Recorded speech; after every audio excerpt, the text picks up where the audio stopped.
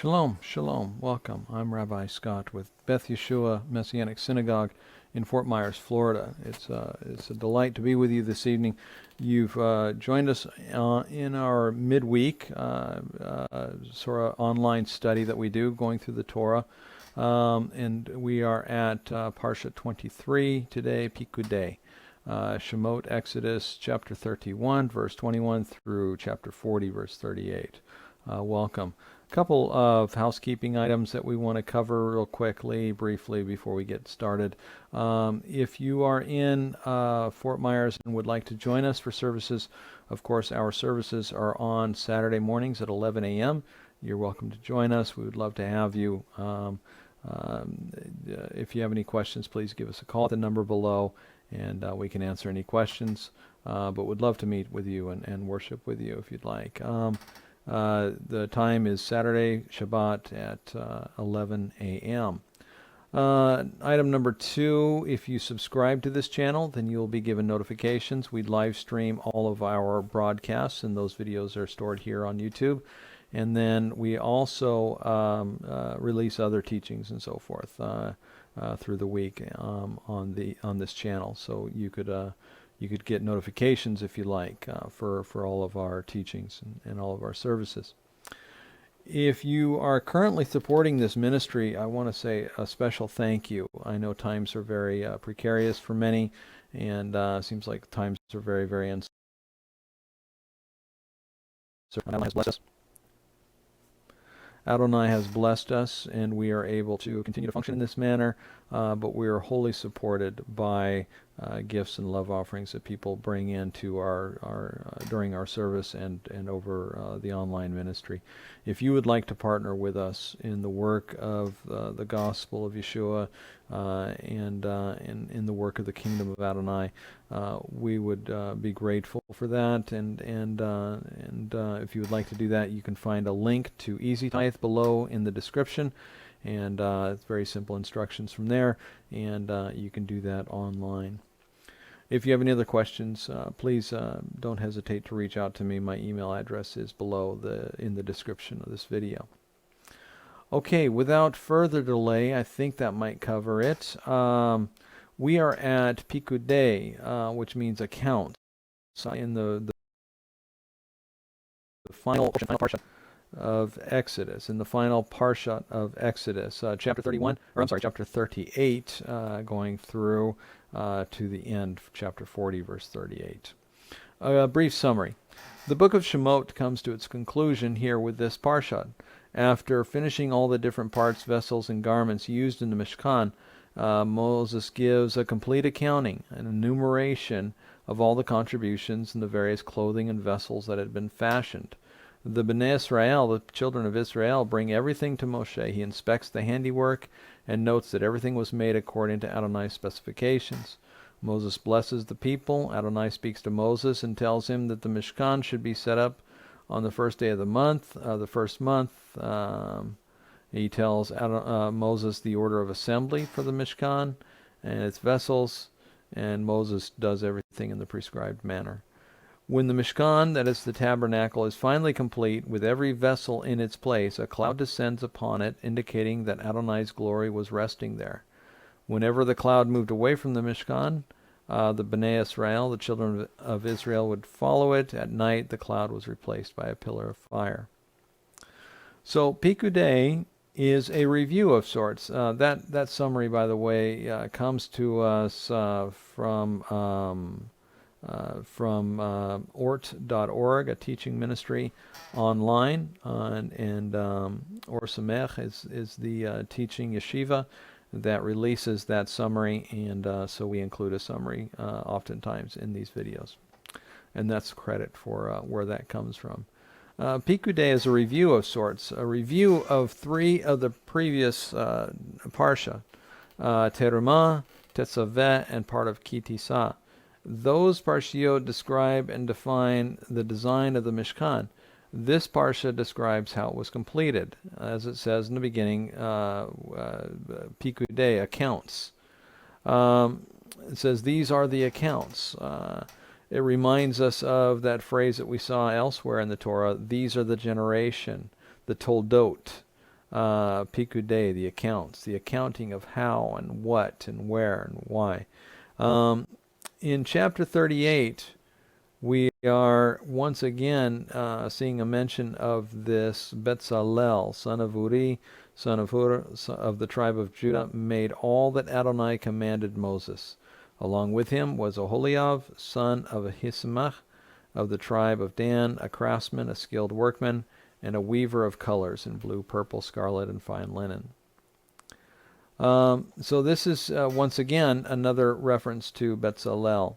Let's go back and look at the references to Betzalel, because there's a pattern here that I want you to see. There's some indication here of this Betzalel. From chapter 31 of Shemot, chapter 31 of Exodus. Then Adonai spoke to Moses, saying, See, I have called by name Betzalel, son of Uri, son of Hur, of the tribe of Judah, and I have filled him with the Spirit of God, with wisdom, understanding, and knowledge, and all kinds of craftsmanship, to make ingenious designs, to forge with gold, silver, and bronze, as well as cutting stones for setting and carving wood, to work in all manner of craftsmanship. Also, look, I myself have appointed with him Oholiab, son of Ahisamach, of the tribe of Dan. So that was chapter 31. And then we have an echo of this, almost verbatim, word for word, chapter 30, or chapter 35, verse 30. Then Moses said to Bnei Israel, See, Adonai has called by name Betzalel, son of Uri, son of Hur, of the tribe of Judah. Again, this complete echo with chapter 31. He has filled him with the Ruach of God, with wisdom, understanding, with knowledge, and all manner of craftsmanship, to make ingenious designs, to work in gold, silver, bronze, etc., etc. Verse 34, he has placed in his heart the ability to teach, both he and Oholiab, son of Ahisamach, of the tribe of Dan. Let me read that again. Verse 34 of chapter 35, he has placed in his heart the ability to teach. Chapter 36, once again, another Betzalel and Oholiab. They are to work, from chapter 36, verse 1, they are to work along with every wise-hearted man in whom Adonai has placed insight and understanding, to know how to perform all the labor for the service of the sanctuary according to everything Adonai has commanded. So again, we have these two characters, Betzalel and Oholiab, set aside by Adonai, acknowledged by Adonai. This is a little bit like the beginning of Job. Have you seen my servant Job? There's no one righteous in all the land. And here we have twice, it says in the record, chapter 31, chapter 35, See, Adonai is called by name, Betzalel. And it's a sense of that Adonai has named him Betzalel. We've run into that verbiage before. Okay, moving on. So they are to, along with every wise-hearted man in whom Adonai has placed insight and understanding, they are to know everything that Adonai has commanded. Okay, from 1 Corinthians chapter 3, verse 9, We are God's co-workers. You are God's field, God's building. According to the grace of God which is given to me, like a skilled master builder, I laid a foundation. What does this remind us of? This probably reminds us of Betzalel, because that's what we're talking about today. Another builds on it, he says, continuing on, but let each consider carefully how he builds on it. Verse 11, no one can lay any foundation other than what is already laid, which is Yeshua the Messiah. Now if anyone builds on the foundation with gold, silver, precious stones, wood, hay, or straw, each one's work will become clear. And then it says this, For the day will show it, because it is to be revealed by fire, and the fire itself will test each one's work, what sort it is. And then so on and so on.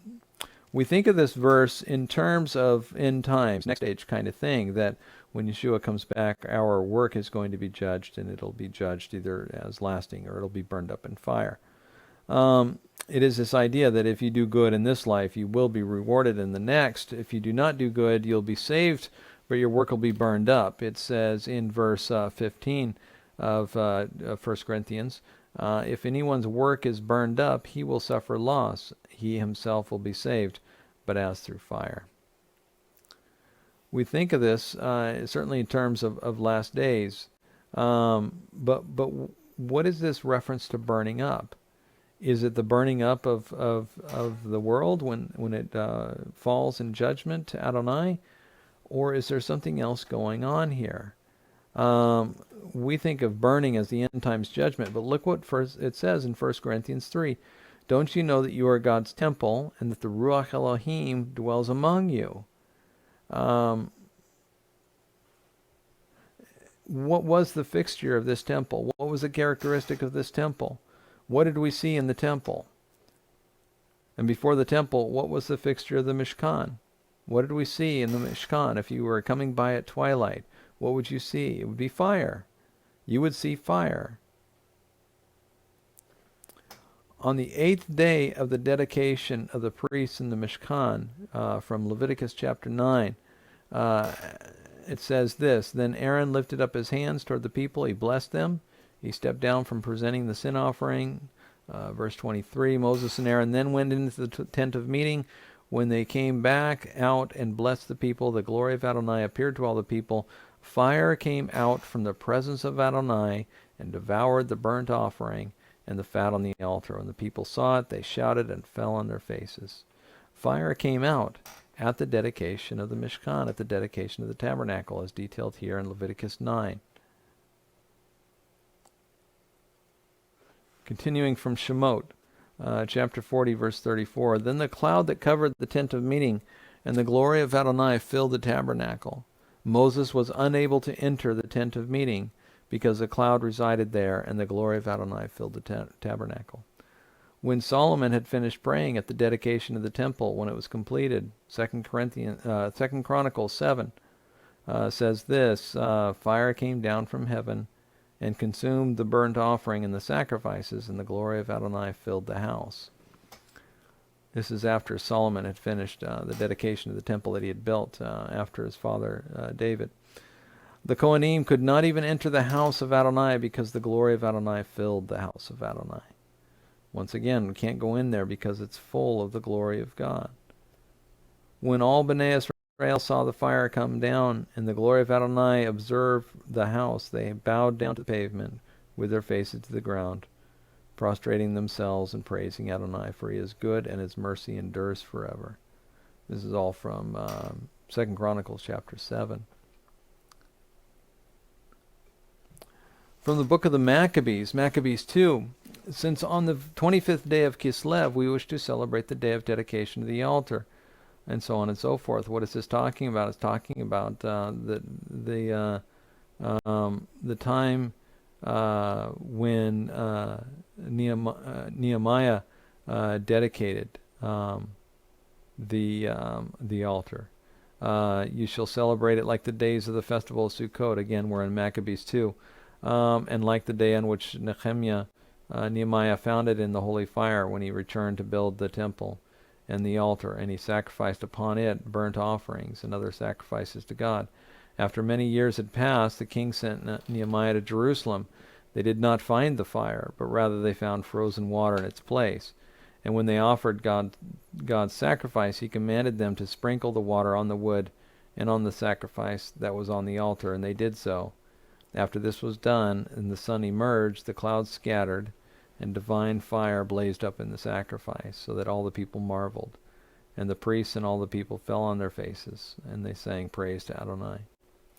That's the book of the Maccabees, to, I think, chapter 1, verse 21 through 29, I believe. All right, so effectively what they're saying here is that there was a divine fire that blazed up in the middle of the sacrifice. But again, the point is fire. You need fire for the sacrifice. If you were going to have a sacrifice, you would have to bring fire. If you're going to have the sacrifice on the Shabbat, well, I don't think we do a sacrifice on the Shabbat, not with fire. What other event of dedication is accompanied by fire and smoke? The dedication of the temple after the Seleucids were defeated, after Antiochus Epiphanes was driven out of the temple. They went in and they began to cleanse the temple and get new oil for the lamp. And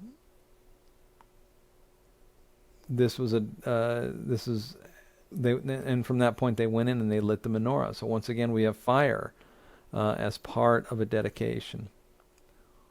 What other event in our history is a dedication accompanied by fire? Where do we see this principle of a dedication accompanied by fire? We see it again at Acts 2. Verse 1 from Acts 2. When the day of the Shavuot had come, they were all together in one place. Suddenly there came from heaven a sound like a mighty rushing wind, and it filled the whole house where they were sitting. And tongues like a fire spreading out appeared to them and settled on each one of them. They were all filled with the Ruach HaKodesh and began to speak in other tongues as the Ruach enabled them to speak out. And now we come full circle to this idea of the fire coming with dedication. Certainly the Talmudim, the disciples, were in a position of dedication during this time, and moving toward the day which would have been Shavuot, when they would have been revealed to the world with this gospel message. And indeed, that's exactly what happened. So going back to Betzalel, what was distinctive about Betzalel? What do we see in Betzalel? It's very easy to point to Yeshua and say, we'll see Betzalel as a type of Yeshua, but what does that really mean? What are we really talking about here? Verse 30 of chapter 35, Then Moses said to Bnei Israel, See, Adonai has called by name Betzalel, son of Uri, son of Hur, of the tribe of Judah. He has filled them with the Ruach of God, with wisdom, understanding, and all manner of craftsmanship, to make ingenious designs, to work in gold and silver and bronze, as well as cutting gemstones for setting, wood carving, to make all kinds of skillful craftsmanship.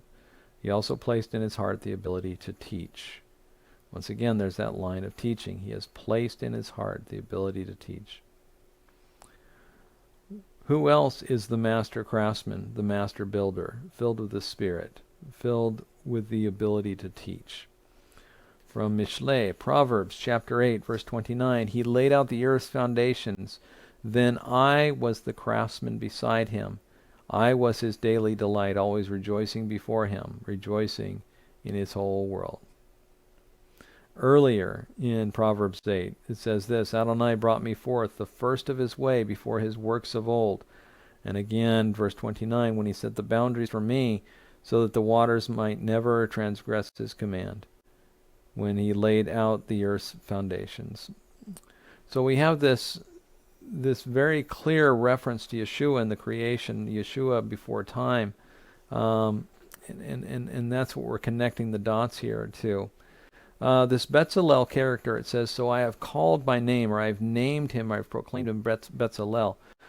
Betzalel in the Hebrew means to strip away, to take away layers. When we speak of Yeshua who came to earth as a man, that he adorned himself in humanity, that he became flesh without unbecoming himself. How does one become something without unbecoming what he was? It is like that. It is added like layers. It's like we're adding layers to something. Rather than reinventing the core identity, we're just adding an identity layer. At my deepest root, I am a man. When I became a husband, I did not unbecome who I was before. I added husband like a layer. I added the husband layer. If my wife dies before I do, I will unbecome a husband. That layer will be peeled away. I will no longer be a husband. When I became a father, I did not unbecome the man that I had previously been. I added fatherhood to it like a layer. What did Adonai give Adam and Eve in the garden after they sinned? Skins, like layers. Skins is what it is in the Hebrew. What did Jacob give his favored son? What did Jacob give his son by his favorite wife? He gave Joseph a coat, like a layer. Again, a coat, a long coat is what it might have said. It would have functioned like a layer. What did they do with Yeshua's garments? They divided his outer garment, but his inner garment, his tunic, was one piece, so they did not divide it. Later, his outer garment, his outer layer was divided. His inner layer was indivisible, could not be divided. Chapter 19, verse 23. So the soldiers, this is of John, of the book of John. So the soldiers, when they executed Yeshua, took his outer garments and made 4 parts, a part for each soldier. They took his tunic also, but it was seamless, woven top to bottom in one piece. And so they said to one another, let's not tear it, but cast lots for it to see where it'll be. This was so the scripture would be fulfilled. They divided my garments among them, and for my clothing they cast lots. So the soldiers did these things. This is an echo of Psalm 22, where it says, they divide my clothes among them. They cast lots for my garment. Who is this Betzalel, this one who is referred to over and over again here? It says this in the text. He is the one that is chosen by name, is named by Adonai. Is the one who is the craftsman with layers peeled away before Adonai. What is a man that has had his layers peeled away? It is a circumcised man, a man who is sanctified before Adonai. This is a symbol. This is the symbol of Yeshua.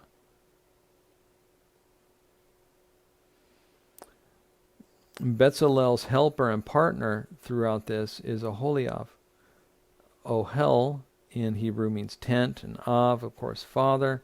And so we have this, the father's tent. Betzalel and Oholiav working on the father's tent. That concludes our brief teaching this time. We're trying to plug the double portion in there for Vayachel and Pikudei. Please contact us. Please reach out to us. Would love to dialogue with you. Would love to discuss these things. May Adonai bless you this week and keep you. Shalom, shalom.